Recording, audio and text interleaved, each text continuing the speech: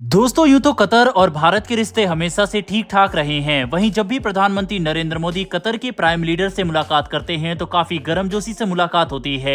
लेकिन भारत और कतर के रिलेशन में दूरी तब आई जब कतर ने पहली बार नुपुर शर्मा के बयान पर आपत्ति जताई थी और वह पहला देश था जिसने भारत को खुलकर उनके खिलाफ कार्रवाई करने की मांग की थी। वहीं इसके बाद कतर ने भारत के 8 पूर्व नौसैनिक अधिकारियों को पकड़कर भारत के साथ रिश्ते बेहद ज्यादा खराब कर लिए। लेकिन अब वापस से भारत और कतर के रिश्ते पटरी पर लौटने शुरू हो गए हैं और इसके पीछे की मेन वजह भारत की कमाल की डिप्लोमेसी और कतर के ऊपर बनाया गया भारत का डिप्लोमेटिक और इकोनॉमिक प्रेशर है, जिसका नतीजा ये हुआ कि अब कतर के साथ एक बहुत बड़ी मेगा डील साइन हुई है, जिसके बारे में आज की इस वीडियो में हम बात करेंगे और किस तरह से कतर भारत के सामने झुका है इसके बारे में भी डिटेल से समझेंगे। खबर काफी इंटरेस्टिंग होने वाली है, इसीलिए वीडियो को अंत तक जरूर देखिएगा। साथ ही दोस्तों, अगर आपको वर्ल्ड अफेयर से जुड़े टॉपिक में इंटरेस्ट है और आप अगर इस तरह की न्यूज फॉलो करते हैं तो आप हमारे चैनल इनसाइट नॉलेज को सब्सक्राइब करके बेल नोटिफिकेशन जरूर दबा लें, क्योंकि हम डेली दुनिया भर की जियोपॉलिटिक्स की खबर आपके लिए लेकर आते हैं।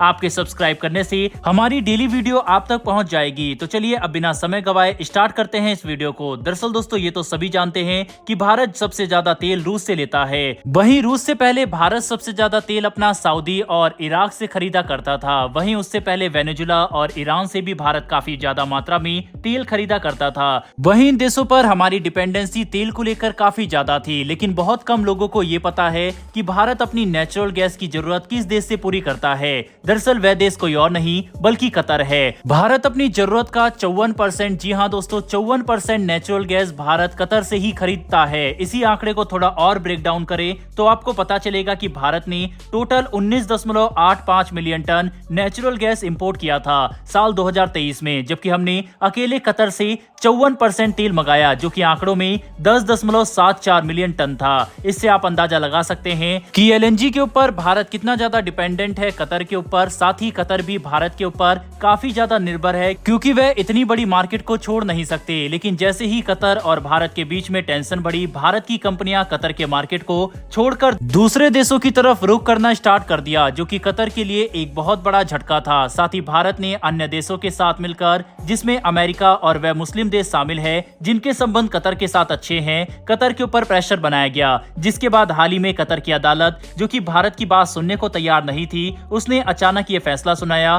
कि भारतीय पूर्व सैनिकों की जो फांसी की सजा थी उस पर रोक लगा दिया गया है और उस सजा को कम कर दिया गया है। यह एक बहुत बड़ी राहत थी भारत के लिए। वैसे हम लोगों ने ये उम्मीद जताई थी कि कतर ऐसा कोई स्टेप नहीं ले सकता जिससे भारत के इंटरेस्ट खतरे में आए, और वैसा हुआ भी। अभी COP28 के दौरान भारत के प्रधानमंत्री कतर के सुल्तान के साथ मुलाकात की और इस मैटर पर उन्होंने चर्चा भी की थी, जिसका पॉजिटिव इंपैक्ट जब भारत पर दिखना शुरू हुआ तब भारत ने भी एक बड़ी मेगा डील कतर के साथ साइन कर ली है। दोस्तों, इस डील के बारे में बात करें उससे पहले भारत और कतर के बीच 2014 में मोदी गवर्नमेंट के आने के बाद साइन की गई एक संधि के बारे में हम आपको बताएंगे। इस समझौते के तहत दोनों देशों ने यह तय किया कि अगर उनके देश में, यानी कि अगर भारत के देश में कोई कतर का नागरिक पकड़ा जाता है कुछ गैर कानूनी चीजों में, या भारतीय नागरिक पकड़े जाते हैं कतर में, तो दोनों देशों ने ये समझौता किया था कि हम आपस में एक दूसरे को प्रिजनर एक्सचेंज करेंगे, यानी कि कैदियों की अदला बदला की जाएगी। वहीं पर 8 पूर्व सेना अधिकारियों को अगर कोई सजा भी दी जाती है,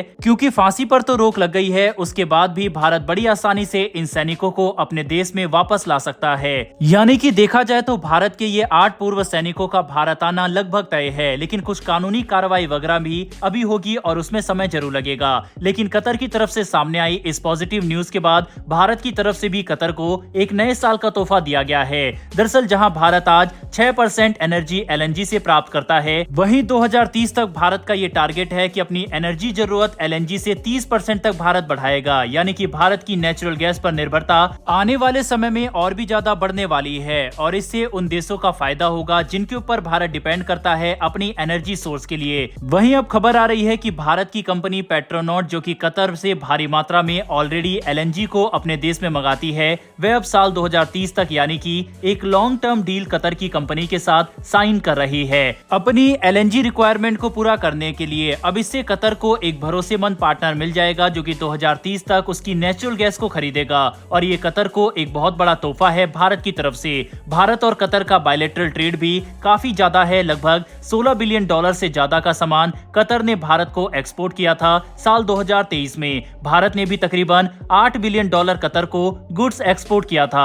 अपने इसी बायलैटरल रिलेशन की वजह से इस समय कतर भारत के साथ कोई विवाद नहीं चाहता, क्योंकि भारत काफी बड़ा मार्केट है और कतर को काफी सारा पैसा भारत की तरफ से मिलता है। बहरहाल दोस्तों, इस वीडियो में इतना ही, लेकिन भारत और कतर के बीच साइन होने जा रही इस मेगा डील के ऊपर आपकी क्या राय है, कमेंट बॉक्स में लिखकर जरूर बताइएगा। साथ ही हमारी आने वाली डेली ऐसी वीडियो के लिए चैनल को सब्सक्राइब कर बेल नोटिफिकेशन को जरूर दबा लें। फिर मिलेंगे ऐसी एक नई वीडियो के साथ। धन्यवाद। जय हिंद।